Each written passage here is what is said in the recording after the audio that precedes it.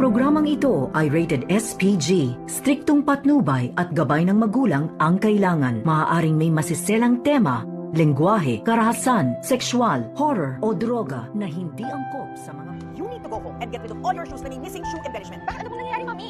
Hinahanap silang bagong evidence.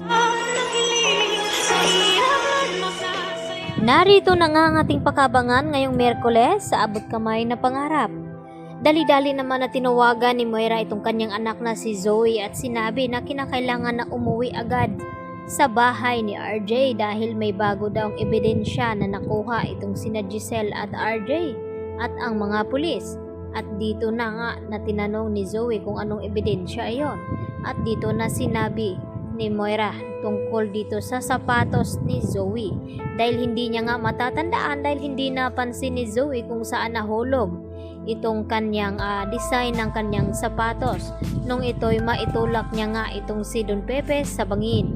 At nang makauwi na nga itong si Zoe ay huli na nga ang kanyang pagdating. Nasa loob na nga ng kwarto niya itong sina Giselle at RJ at tamang-tama nga itong si Giselle nakita agad ang sapatos ni Zoe at kamukhang kamukha doon sa disenyo na ibinigay ng mga pulis sa kanila at wala na ngang lusot itong si Zoe at nagtanong ito na kung ano daw ang ginagawa nila Giselle at RJ sa loob ng kwarto ni Zoe at kung bakit hawak daw nila itong sapatos ni Zoe. At dito naman na sinabi ni RJ sa kanyang anak na kumpirmado na nga nila itong tinutukoy ng mga pulis na ebidensya dahil kahawig nga ito dito nga sa sapatos at nawala nga ang disenyo na ito. Kaya kabado naman itong si Zoe na isinama ni RJ doon sa presinto upang panagutin at tanungin na kung bakit nagawa niya iyon sa kanyang lolo Pepe. At hindi pa nga inaamin ni Zoe na kung ano ang dahilan na kung bakit niya naitulak ang kanyang lolo Pepe sa bangin. Dahil agad ngang pinadampot ni Giselle itong si Zoe at ipinakulong. At dito naman nagmamakaawa itong si Zoe sa kanyang ama na si RJ na sana raw ay huwag siyang ipakulong dahil hindi naman daw niya sinasadya ang ginawa niya dito kay Don Pepe. At galit na nga itong si RJ, ganun din itong si Annalena Giselle dahil hindi na daw naawa itong si Zoe na matanda na nga itong kanilang lolo ay nagawa pa niyang binalak na paslangin ang matanda kaya walang kapatawaran ang ginawa ni Zoe. At hindi pa nga nila nalaman kung ano ba talaga ang totoong dahilan na kung bakit umabot sa ganung sitwasyon na nagawang ipadukot ni Zoe ang kanyang lolo. Kahit si Moira naman ang may pakana ng lahat.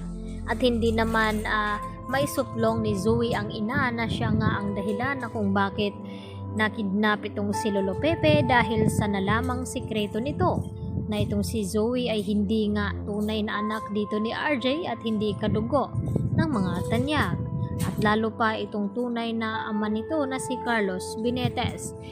Dahil yun nga lang ang sinabi ni Zoe ang tungkol sa pagtulak niya kay Don Pepe sa bangin dahil binalak niya ang iligtas ito sa mga kamay ng kanyang ina. At dito naman na inagaw nga dito ni Zoe ang cellphone na hawak nga noon ni Don Pepe.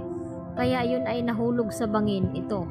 Kaya magugulat naman itong si Annalyn at Lynette sa kanilang mababalitaan na nahuli na nga nila itong salarin at kumpirmado na nga na itong ang si Zoe.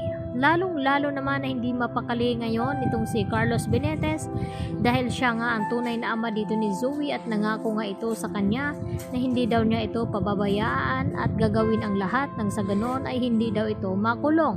Subalit ay huli na nga ang lahat dahil kampante sila na absuelto na sa ebidensya ng pulis at may nakuha nga bagong ebidensya laban sa kanila. Yan lang po at maraming salamat.